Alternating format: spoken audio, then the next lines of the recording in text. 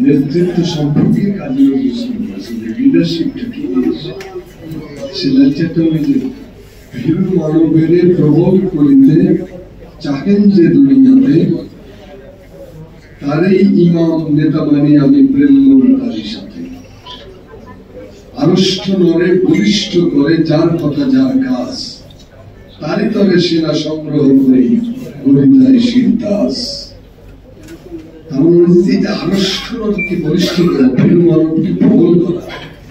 এইটাই রুহুল আমিন গাজী সারা জীবন চলে গেছে। এখানে সব কথা মোটামুটি বিভিন্ন ভাবে বলা হয়ে গেছে। আমি দু চারটে কথা বলে আমার বক্তব্য শেষ করবো। একটা হলো যে ফ্যাসিবাদ বিরুদ্ধে যে 15 বছর 16 বছরের যে লড়াইটা আমরা করলাম, ফ্যাসিবাদ বিরোধী এই লড়াইয়ে সাংবাদিক সমাজের বিরাট অংশ পর্যবসিত হয়ে গেছিল দালালি পদলেখন পদচুম্বন সাংবাদিকতায়। আর একটা অংশ যারা চেষ্টা করেছে লড়াই করার জন্য, এই লড়াই যারা করতে চেয়েছেন তাদের একেবারে সামনের কাতারে একদম অগ্রনায়ক ছিলেন রুহুল আমিন গাজী। এবং সাহস আমাদের সাংবাদিক ইউনিয়নের মধ্যে আমার মনে হয় রুহুল আমিন গাজীর মধ্যে এরকম দৃঢ়চেতা সাহসী মানুষ আগের যেমন একজনকে দেখেছি, কিন্তু এই পর্বে রুহুল আমিন গাজীর চাইতে সাহসী মানুষ আমি আসলে দেখি। আমরা সাংবাদিকতার ইতিহাস যখন লিখব, আমরা যখন সাংবাদিকদের সৌজন্যের জন্য কথা বলবো, তাদের অহংকার নিয়ে কথা বলবো, তখন নিশ্চয়ই রুহুল আমিন গাজীর নামটা উজ্জ্বল ভাবে সেখানে প্রতিভাত হবে। অনেক স্মৃতি, অনেক কথা।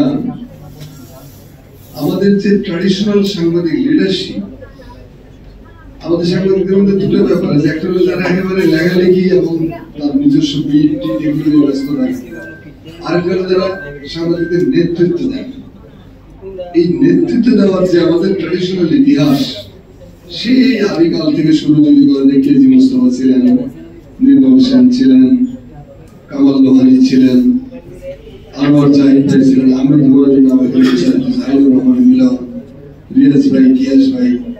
এই যে ট্র্যাডিশনাল যে লাইন, একেবারে আপনার সেই পাকিস্তান আমল থেকে শুরু করে এই ট্র্যাডিশনাল লাইনের একেবারে শেষ প্রান্তের শেষ প্রতিনিধি ছিলেন রুহুল আমিন গাজী। আমাদের সাংবাদিক নেতৃত্ব দেওয়ার যে ইতিহাস, সেই ইতিহাসের শেষ ব্যক্তি ছিলেন রুহুল আমিন গাজী। রুহুল আমিন গাজীর ব্যাপারে এখন আমরা বলতেই পারি যে আমাদের যে ইউনিয়ন আজকে প্রায় কিছু কিছু ক্ষেত্রে অকার্যকর হয়ে গেছে।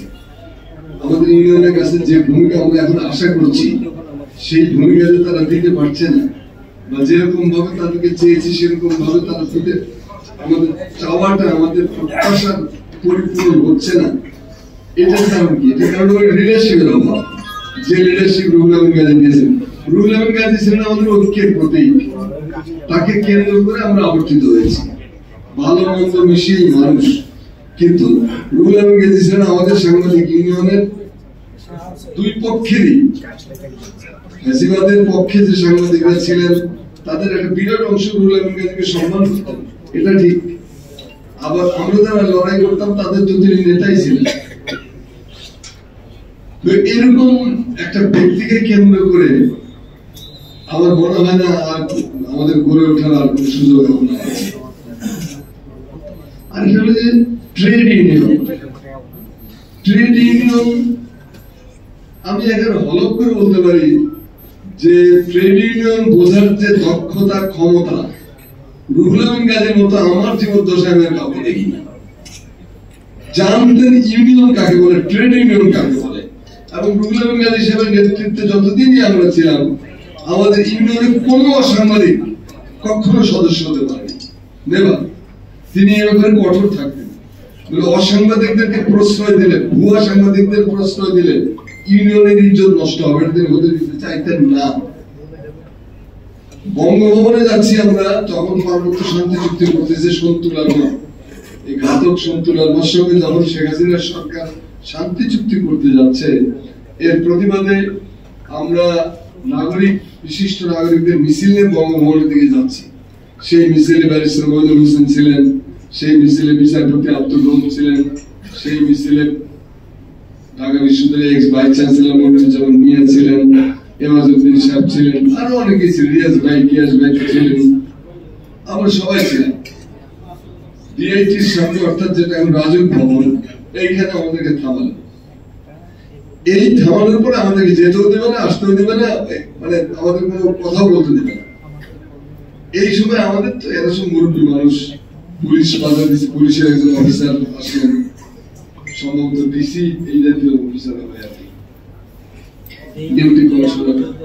তো তিনি এসে বলতেছেন যে আপনারা মুরব্বী মানুষ, আমরা কিন্তু মানে কোনো খারাপ আচরণ করতে চাই না, তবে যদি জোরাজোরি করেন বা এদিকে আসার চেষ্টা করেন আমরা কিন্তু হাত তুলতে বাধ্য হবো, অর্থাৎ লাঠিচার্জের হুমকি দেখাচ্ছে। এই শব্দটাকে ধরে রুহুল আমিন গাজী সাহেব পেছন থেকে সামনে এসে এমন সাটানি দিলেন ওই পুলিশ অফিসারকে, এমন ভাবে আক্রমণ করলেন যে শেষ পর্যন্ত পুলিশ অফিসার হাত জোর করে সারেন্ডার করে মাপ চেয়েছে। শেখ হাসিনার পুলিশ এর চেয়ে জঘন্য জিনিস তো পৃথিবীতে ছিল না, সেই জঘন্য পুলিশ মাপ চাচ্ছে। এর নাম হলো লিডারশিপ। এবং সুরসুর করে রাস্তা খুলে দিল, 5 জন 6 জনকে আমরা ভেতরে পড়ালাম, আমাদের যে মুরব্বী ছিলেন। এই দৃশ্য আমি জীবনে ভুলব না, যে দৃঢ়তা, দৃঢ়তা আর যুক্তির মানে একেবারে আড়ালো যুক্তি, এই দুটার একটা সমন্বয় হয়েছিল রুহুল আমিন গাজীর মধ্যে। মানুষ হিসেবে তার মধ্যে অনেক মানবিক গুণাবলী ছিল। তিনি মানুষের দুর্দিনে ঝাঁপিয়ে পড়তেন, মানুষের দুঃখকে শেয়ার করতে জানতেন। আমার ব্যক্তিগত জীবনে আমি বলতে পারি, আমি কিন্তু ঢাকা সাংবাদিক ইউনিয়নের প্রেসিডেন্ট হতে চাইনি। আমাকে যখন সিলেক্ট করা হয়, এখানে সৈয়দ আব্দুল আহমদ আছেন, তিনি জানবেন যে আমি এর রেসেই ছিলাম না।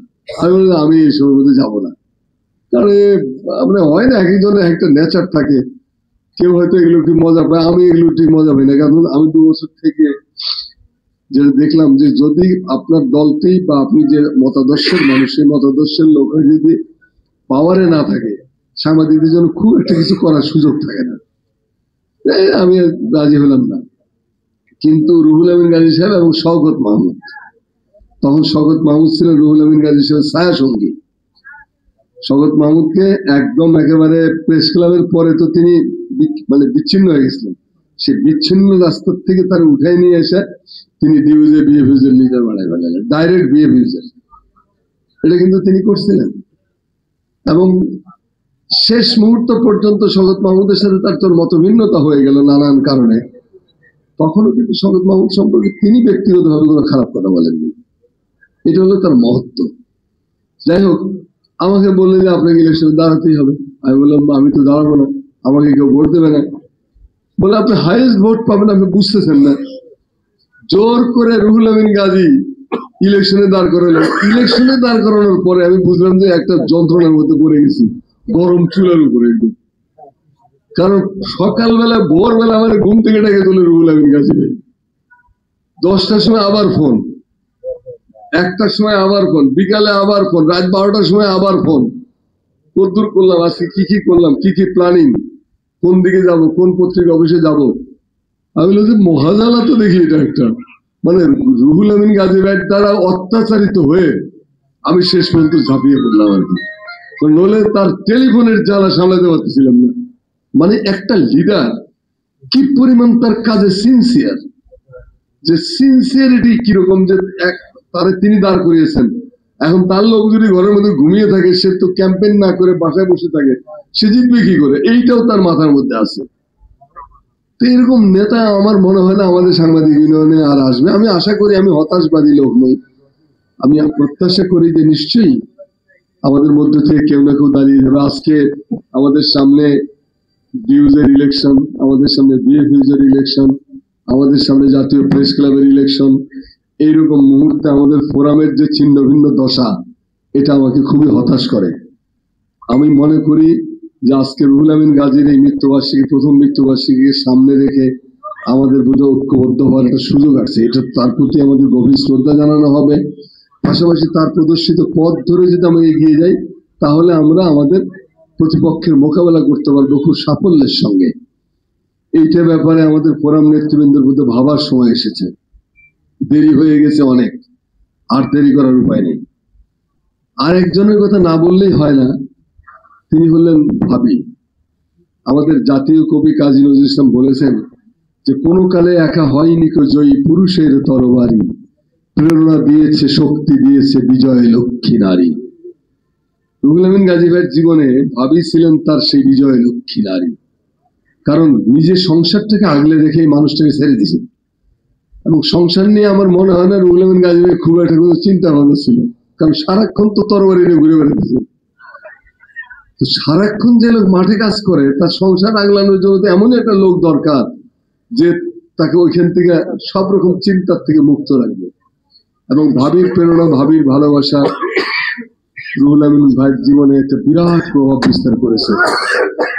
তো আজকে আমি তার স্মৃতির প্রতি গভীর শ্রদ্ধা জানাই এবং প্রত্যাশা করি আমাদের সাংবাদিকদের ভেতরে, আমাদের সাংবাদিক সমাজের ভেতরে যে গলিত পুঁজ গুলো ঢুকে গেছিল, আজকে এই লড়াকুল সেনাপতির মৃত্যুবার্ষিকীর সামনে রেখে আমরা প্রত্যাশা করি যে আমাদের সাংবাদিক সমাজের জীবনে যেন এরকম অভিশপ্ত সময় আর না আসে। আমরা যেন আমাদের আদর্শ থেকে, আমাদের লক্ষ্য থেকে, আমাদের সাংবাদিকতা আসলে একটা সেবা কার্যক্রম আমার বিবেচনায়, এই সেবা কার্যক্রম থেকে যেন আমরা আর কখনো বিচ্যুত না হই। কোনো প্রত্যাশার কাছে, কোনো হুমকির কাছে, আধিপত্যবাদ, সাম্রাজ্যবাদ ইত্যাদি ইত্যাদি যা আছে, এদের কোনো ভ্রুকুটির কাছে যেন আমরা কখনো আত্মসমর্পণ না করি। জুলাই গণবিপ্লবে, জুলাই গণজাগরণে আমাদের যে পথ দেখিয়ে গেছে, আমাদেরকে যে শিক্ষা দিয়ে গেছে, সেই শিক্ষার থেকে যেন আমরা বিচ্ছিন্ন না হই। তাহলে জুলাইয়ের যে ছেলে মেয়েরা শহীদ হলো তাদের প্রতি বড় বেশি অশ্রদ্ধা দেখানো হবে। আমরা যেন এমন কোনো কাজ না করি আমাদের সন্তানদের রক্তের সাথে যেটা বেইমানি হিসেবে তুলনা করা যাবে। আমাদেরকে সকল রকম খারাপ কর্ম থেকে যেন আল্লাহ বিরত রাখেন, আমরা যেন ভালো কাজে ঝাঁপিয়ে পড়ি। দৃষ্টান্ত হয়ে উঠুক রুহুল আমিন গাজী। আমাদের দেশে সাংবাদিকতার আরেকটা কথা বলে আমি শেষ করতে চাই যে আমাদের সাংবাদিকতার আদি পিতাদের একজন হলেন কাজী নজরুল ইসলাম। কাজী নজরুল ইসলামের আগে এই ব্রিটিশ ভারতের সাংবাদিকতা ছিল 15 বছরে আমাদের সংবাদপত্রের যে ভূমিকা এরকম পদলেহী, পদলেহনকারী, তোষামতকারী, যা যা বলা যায় সহজ ভাষায় আর কি, সেগুলো ছিল। নজরুল যখন ধূমকেতু বের করলেন 1922 সালে, তখন সাংবাদিকতার খোল নড়ছে তিনি পাল্টিয়ে দিলেন। এবং এই জন্য নজরুলকে বলা হয় গণমুখী সাংবাদিকতার প্রতিকৃত। এই যে নজরুল প্রবর্তিত গণমুখী সাংবাদিকতা, এই গণমুখী সাংবাদিকতার শেষ ব্যক্তিটা হলেন আমাদের রুহুল আমিন গাজী। ত্যাগ আছে তার, নির্যাতিত হয়েছেন। তার যখন ভোর হলো, সকাল যখন হলো, যখন এই যে সংগ্রামটা তিনি করলেন, বিনা তাকে তো হত্যা করা হয়েছে জেলখানায়, তিনি তো কিল্ড। কারণ বিনা চিকিৎসা একটা লোককে রাখা মানে কি? রাখা হলে তাকে আসলে আপনি খুন করতে চাচ্ছেন। তো এই ফ্যাসিবাদের পতন ঘটলো, সকালের সূর্য উঠলো, আমরা যখন পরস্পরের সঙ্গে বুক মেলাচ্ছি, আনন্দ করতেছি, উল্লাস করতেছি, সেই সময় রুহুল আমিন গাজী চলে গেলেন। কেমন খারাপ লাগে বলেন? এটা কোনো বিচার হলো আল্লাহর? মানে আমার কাছে খুবই কষ্ট লাগে যে আমরা এতটাই ঘনিষ্ঠ ছিলাম যে তার কথা বলতে গেলে কিছু ইমোশন তো ভর করে। যাই হোক, আমি তার স্মৃতির প্রতি গভীর শ্রদ্ধা জানাই। ভালো থাকবেন সবাই। আসসালামু আলাইকুম।